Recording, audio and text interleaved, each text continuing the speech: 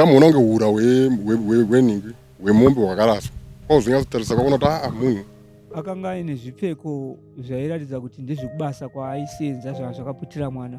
Kuti kurasa mwana kwakashata, uroyi chaihwo, umhondi.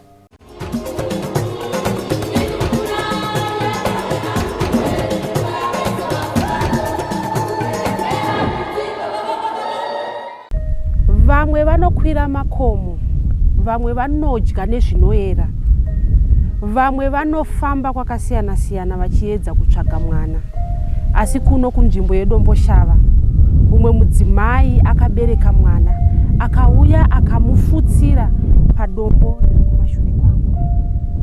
Mwana uyu akazowanikwa nevarume vakanga vachienda kunotsvaga huchi. Tanzwa baba kuti ndimi makaona rusvava rwanga rwaraswa kunoku kugomo, kuno kudomboshava.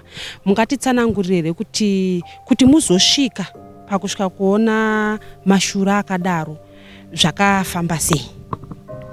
Takatobvawo kwatinoshandira tichida kuenda nemora nyuchi. Tichida kuenda nemora nyuchi takasvika gomo neuko, takwidza nekuti tatanga kunzwa mweya kuno watiri uko. Tanzwa mweya uyo tichifamba tichiuya kuno, imbwa ndobva dzamhanyira kuno. Ndobva tateerwa imbwa dzedzi. Tasvika munhu anga atoburiswa kunze. Aburiswa kunze ndobva taona kuti ndakamuona kunge hura hwemombe hwakaraswa. Kwauzonyatsotarisa kwaona kuti munhu anga ari mwana mukomana, anga azviwa manje nembwa anga apachena. Ndobva tati zvauda kuti tinotaura sabhuku. Ndobva taburuka taenda kunotaura sabhuku. Tikati sabhuku taona chiitiko chakaipa mugomo, taona mwana akafushirwa pamatombo asati tamusiya apachena nekuti aburiswa nembwa. Tiri pamba pasabhuku ipapo tichingosvika mwana mumwe mukomana anogara pakunzi ndo pane musikana wacho akaita zvinhu izvi akabva atofonera sabhuku. Sabhuku kwakanaka here, taona matocha abva nekugomo kuno asvika pamba penyu. Zvikanzi kwakanaka ndana nyamande vasvika zvavari pana ndituri navo. Zvikanzi orati zvakanaka. Ndobva tataurira sabhuku. Sabhuku ndobva afonera porisi. Porisi haina kukwanisa kuuya musi wakare. Vakazouya mangwana usiku wacho wazaitika. Pandakadzokera kunorara ndakazozviona kamwana kaikara kutoya kuda padunhu pamunhu atende kudai kuvhunduka kuhope. Hanangu yakabva yarova ndikati ndichingomuka kusenika kuda kuti ndinotaura sabhuku kuti ngaadedze porisi yake iita se ibvise mwana wangu kwezvakuitika zvisina kunaka. Ndobva tauya kuseni kutora sabhuku. Tatora sabhuku tichiuya kuno kuti timuradze pasina. Chakandishamisa ndechekuti pamba panya paunzi pane munhu akaita zvinhu izvi. Akabva abuda musikana iye. Ndobva autoti mamuka sei. Ndobva tatomudarika tamamukawo. Zvikanzi kwakanaka here sabhuku. Zvikanzi sabhuku kwakanaka. Tine zvatoda kumbonotarisa zvipi mugomo. Chakandishamisa ipapo musikana iye akabva atotanga kutoteerana nesu. Namai vacho ndobva vatera mashure. Nemwana mumwe mukomana anogara pamba ipapo. Anova ndiye akafonera sabhuku manheru mukomana iye. Ndobva vatera. Tikasvika kuno tatonawo. Takauya nepapa tichisvika chimira padombo patakasiya mwana anga ari apa. Ndimira apo ndikati pasina munhu takamusiya ari apa. Ndatarisa ndikati sanenge afushirwa pakare. Pandakazomira padombo iri apo pana mwana uyu anga adonzerwa uko manje. Anga adyiwa gumbo 1. Gumbo 1 ndo ranga rabviswa. Porisi paikazouyo wabva kutoshaudza tomuti munhu anga ari musikana ngati anga ari mukomana. Patatoata munhu anga ari mukomana because manheru anga akakwana airatidza kuti munhu anga akatozvikwanira anga asina kana dambudziko ranga riri paari. Saka zvinhu zvakatityisa kuti musha muno munoita zvinhu zvakaita sokuti munhu anoviga mwana mugomo, mwana anotoziva kuti anovigwa kumvura kumarwizi ndokunovigwa vana vacheche. Saka zvinhu zvakatotityisawo. Porisi ndiyo azotakura mwana ndobva vaenda naye. Saka handizivi kuti kukoti kwaakaenda akazononzwa kuti asari kunzi arimo muno mumusha munhu iye.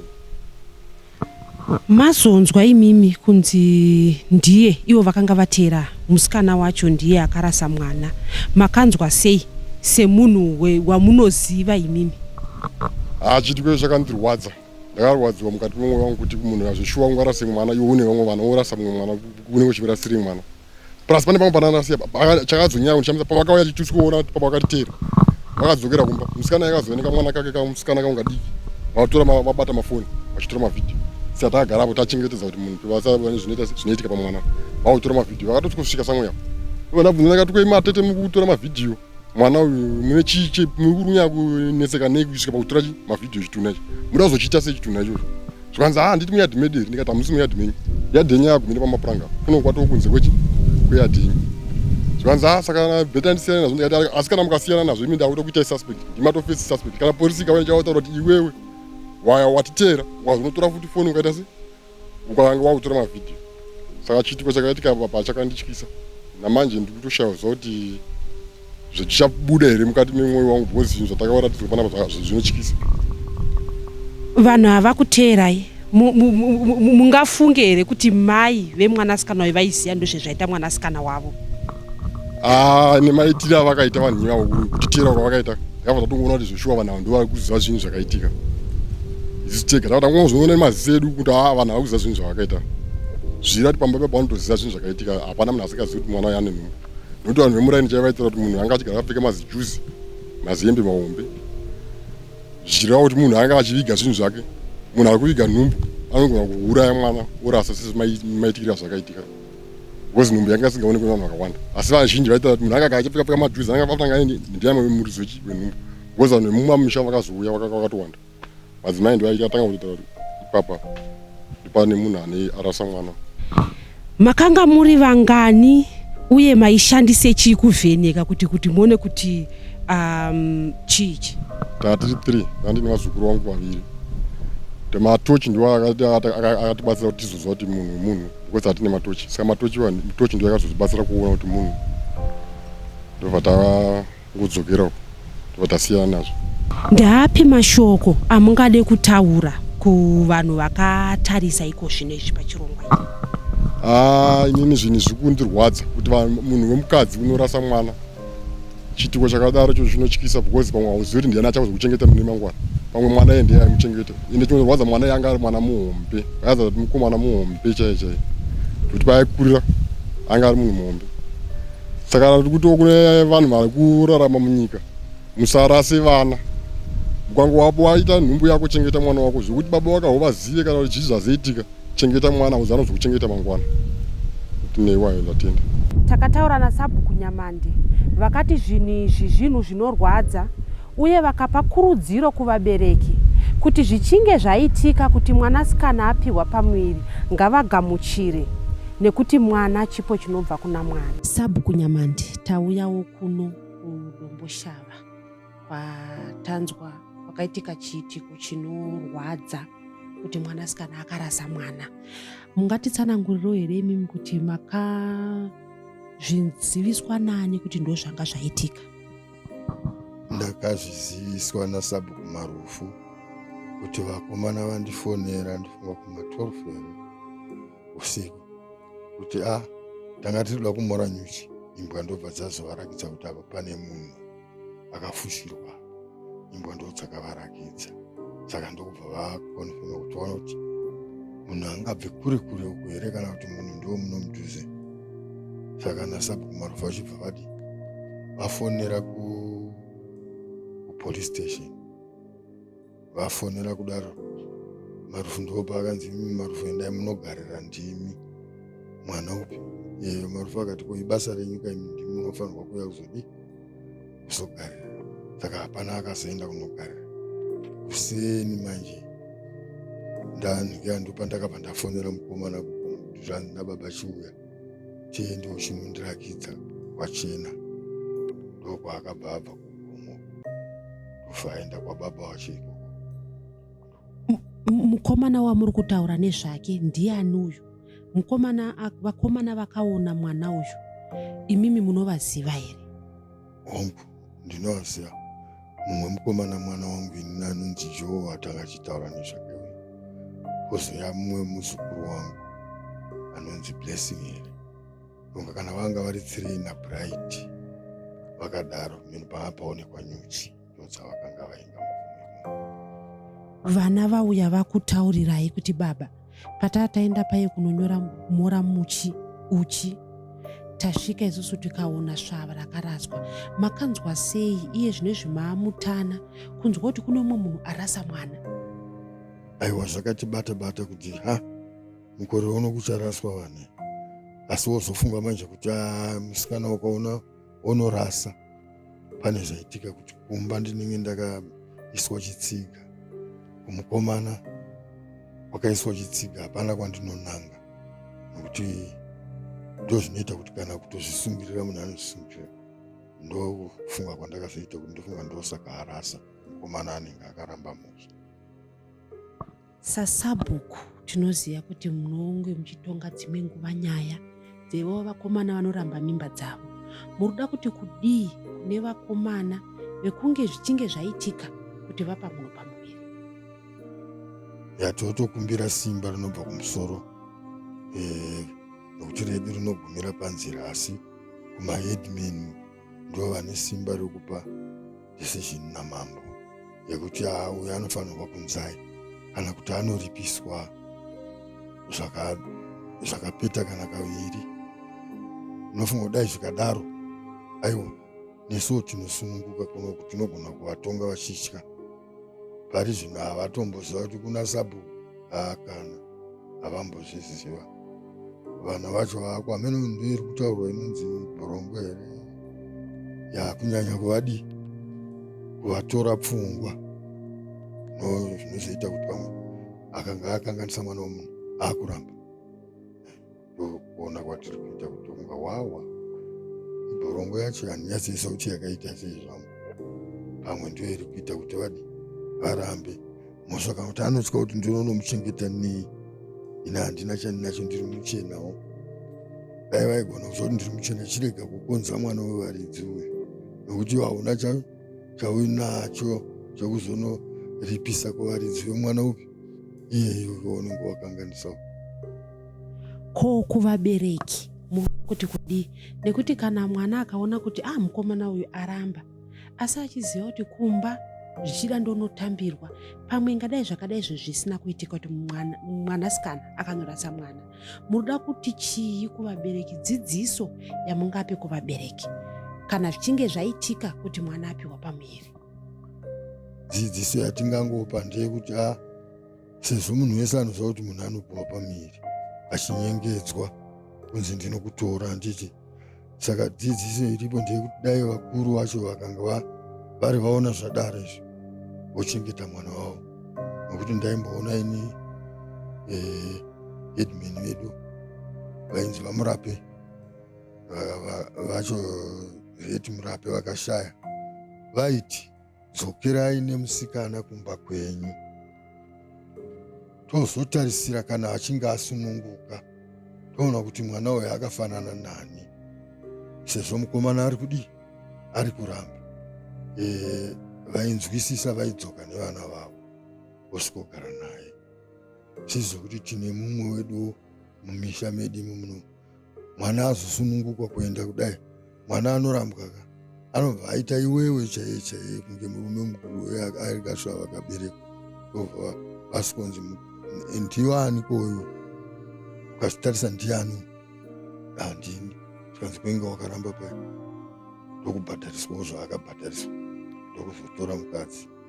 Asi ndakaona vanhu vokuita zvokudaro havagari vese, vakazorambana futi vaane vana vaviri. Takataura zvakare naSabhuku Marufu, ava vakati zvinorwadza kuti mwana wavanoziya wemunharaunda yavo akaita chinhu chinorwadza zvakadai. Zvakaitika ndezvekuti marimwe zuro kwakauya vanhu vaida kunomora nyuchi, vakaona imbwa dzichibvubvudzana chituna, ndokubva vadzinga imbwa vakazouya kumba kwangu. SaSabhuku vachitaura kuti taona mwana akafa ari mugomo. Saka takazozivisawo mapurisa, kusvikirawo mapurisa akaita basa ravo ndokuzoziva munhu akanga arasa mwana we. Munhu uyu akazivikanwa sei kuti ndiye akanga aita chinhu ichi? Akanga aine zvipfeko zvairatidza kuti ndezvekubasa kwaaisenza zvakaputira mwana. Saka vanhu vakazotsvaga kuti angava ane zvipfeko izvi ndiani, ndokubva vaziva kuti ndiye wega akanga ashanda kukambaniyo. Mwanasikana akaita izvi ndewe muno mudunhu renyu here, uye akakura zvakadini? Mwana wemumusha, mwana wataakutarisira kuti aakuma 33-34 years uku, nekuti ane vamwe vana vanenge vairi here vainavo. Atori nevamwe vana asi achibva afunga kuti ouraya svava yaiko zvinoi? Ndizvozvo chaizvo. Akanga mwana anenge wechitatu kana kuti wechina here, semwana aimboti abuda aenda kubasa adzoka, asi ane vamwe vana. kana tatarisa munhu wekuti akatombobereka vamwe vana, hapana here chikonzero chazivikanwa kuti sei akazoda kuuraya mwana? Ndinoona kuti idambudziko rekuchengeta. Munhu anenge aremerwa nekuti mwana anoratidza kuti vanhu vake vese havana ana baba. Saka ndikuona sekuti pfungwa yake yaangoti regai ndidai ndingosvika pakudaro, asi munhu ane mhuri amuwandira asina murume wainaye. Mapurisa vari kuti iye chikonzero chaakapa chekuti asvike pakuuraya mwana chii? Yato hearsay statement. Anenge ari kunzi ari kuti ane murume aida kumuroora here, saka murume anga kuda kubva kuAmerica kuti auye, saka kuda akatya kuti anowanikwa aine pamiri. Imimi muri sabhuku, munonzwa sei nechiitiko ichi kuti mwana wamunoziya wemumusha menyu aita chinhu chakadai? Zvinotibatei nekuti kana pachinge paitika chinhu chakadaro, vabereki tinokurudzirana kusapenga kana kupopota, asi kutongokansela mwana kuti ndo zvapo, nekuti mwana ukamupengera ukapopota anosvika pakuita zvinhu zvakadai. Zvichireva here kuti mwanasikana uyu hapana munhu akaona kuti akanga akazvitakura kana kuti aivanza, kana kuti zvichida vekumba vaizviziva kuti ndo zvaari? Kusazoziva, asi panoitika 9 months panonetsa kuti pangashayiwe family anoziva. Ini ndinoona sekuti pane kakuvanza kanga kari panyaya yacho. Bata divi revabereki kuti vasazove vanopopota kana zvichinge zvaitika, asi isu tinozivawo kuti hakuna mwana anoitwa pasina munhurume. Ko kuvanhurume kuti vakomana munoda kuti kudii, nekuti vazhinji vacho vamwe vanoramba kana vachinge vapara mhosva. Ndinokurudzira kana vari varume kana vakomana kuti kana uchinge wasvika pachiitiko chakadai, bvuma mhosva yako uripa kuitira kuti mwana uyu ararame, nekuti kana ukaenda kudare ukabvuma, chaapo ndechekuti panoda kungoripwa mwana uchengetedzeka. Ndo zvandinokurudzira. Ndeapi mashoko amuruda kutaura zvichida kune vamunogara navo munharaunda vakaona chiitiko ichi? Ndinoda kuti zvinhu zvakadai zvinhu zvinowanika muupenyu. Mangwana ndiwewo. Saka tinongokurudzirana kuti kana tichinge tasangana nematambudziko akadai tikopewo kubva paipapa. Kana zvazosanganawo neuzive maitiro kuti zvisazoramba zvichiita nenzira imwe chete yakafanana neyakaitika pachiitiko ichi. Tataurawo nemamwe madzimai ati zvinhu izvi zvinhu zvinorwadza. Munhu wemudzimai ngaanzwe mwoyo kana achinge abereka mwana, asarase mwana, nekuti vazhinji vari kutsvaga vana. Tinonzwa kurwadziwa ende munhu wakaita saiyeye haasi munhu panyika. Asi ndangofara kana ndakunzwa kuti wakabatiwa, ndo zvangondinakidza kuti mutemo uchaona zvokuita naye, nekuti mwana haasi wokurasa. Kune vamwe vanhu vanototambura munyika muno vachitide vawana vana, asi iye wotorasa zvake.